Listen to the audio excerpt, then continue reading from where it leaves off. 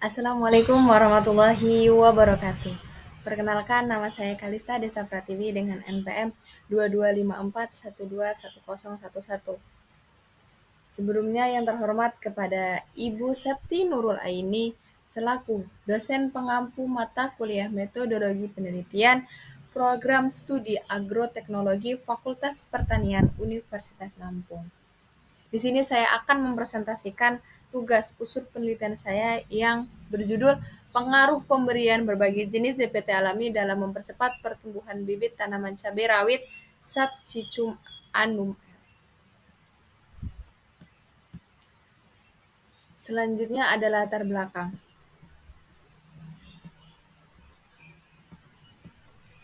Cabai rawit Sapcicum annum merupakan salah satu tanaman hortikultura dari famili Solanaceae yang memiliki nilai ekonomis tinggi.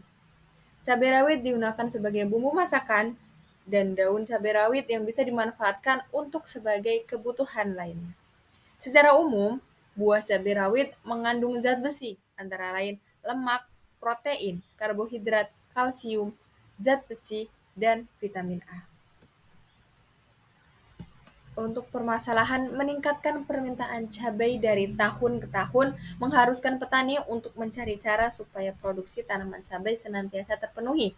Pemasukan terhadap permintaan cabai seringkali terhambat karena kendala yang dihadapi di lapangan, antara lain akses terbatas pada biji yang bermutu, kurang tepatnya varietas dan volume biji yang dipakai, serta biji yang mengalami dormansi panjang dan tidak dapat langsung ditanam.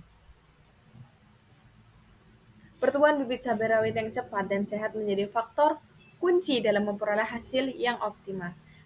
Untuk itu, salah satu pendekatan yang dapat meningkatkan pertumbuhan bibit cabai rawit adalah dengan pemberian zat pengatur tumbuh alami eh, atau merupakan senyawa organik yang dapat memengaruhi proses pertumbuhan tanaman dengan cara merangsang atau menghambat efektivitas hormon pada tanaman.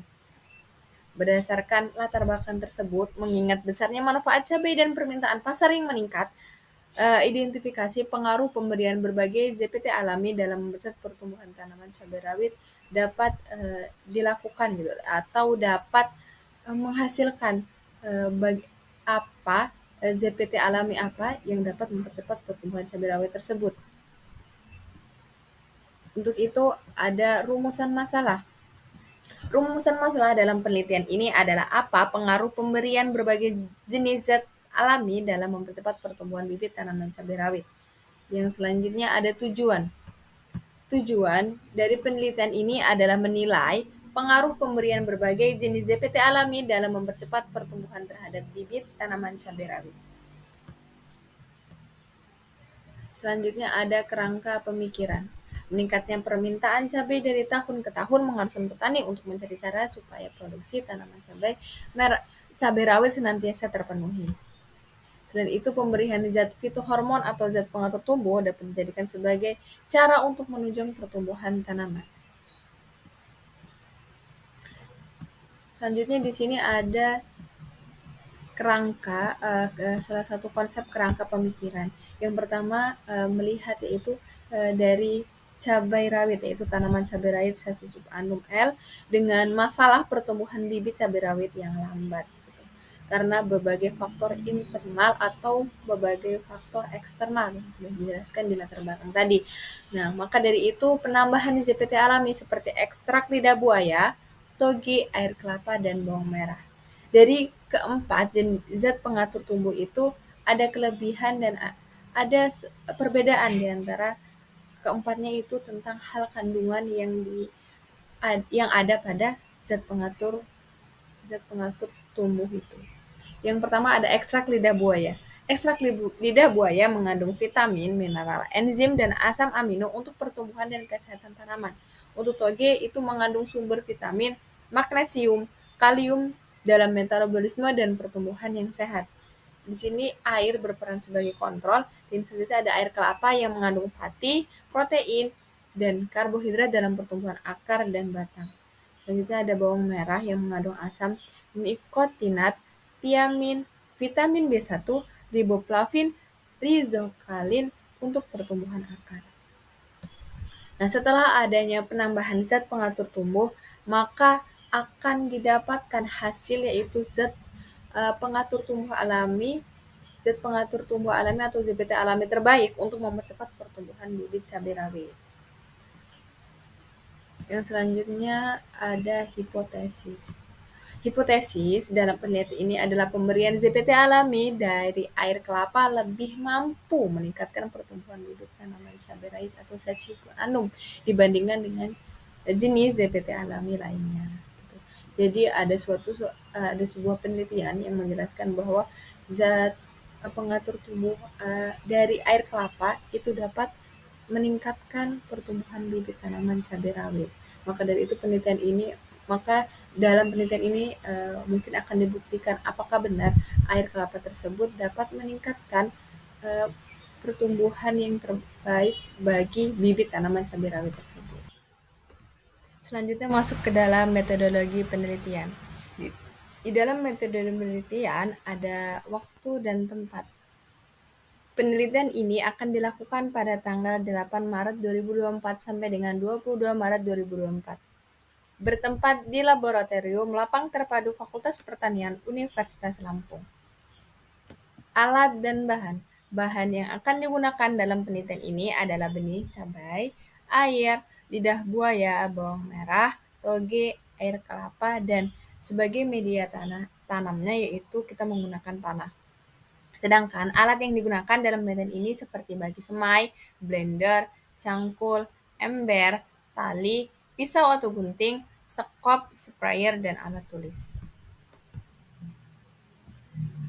Untuk metode penelitian. Metode yang digunakan dalam penelitian ini adalah percobaan lapangan dengan faktorial dalam rancangan acak kelompok atau RAK. Perlakuan yang diperlakukan pada penelitian ini jenis ZPT alami yang terdiri dari 5 taraf, yaitu taraf pertama Z0 sama dengan air atau kontrol, Z1 lidah buaya, Z2 adalah bawang merah, Z3 adalah toge, dan Z4 ada air kelapa. Untuk setiap perlakuan diulang 4 kali sehingga diperoleh 20 satuan percobaan. Untuk tata letak percobaan dapat dilihat pada gambar 2 di samping.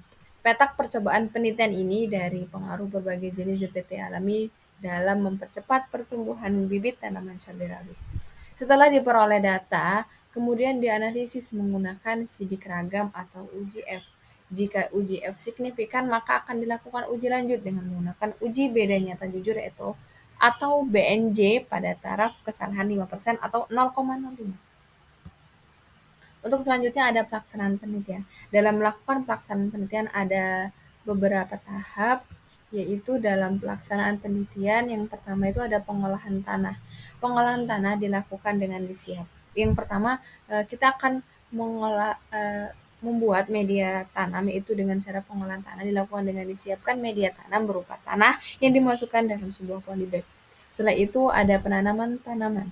Penanaman dilakukan dengan menanam satu benih cabai pada setiap polybag yang telah diisi dengan media tanam berupa tanah.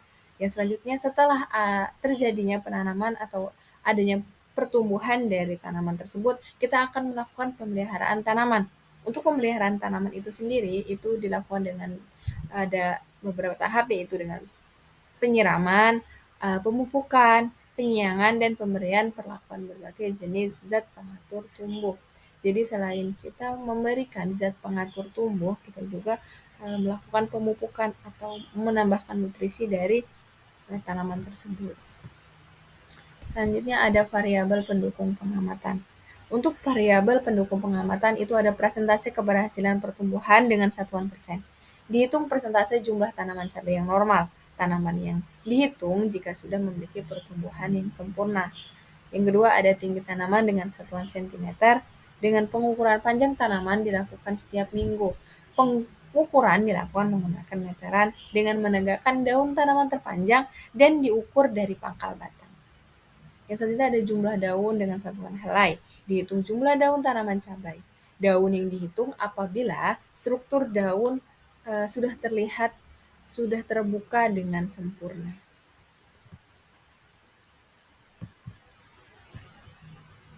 Sekian, mungkin itu saja yang bisa saya sampaikan.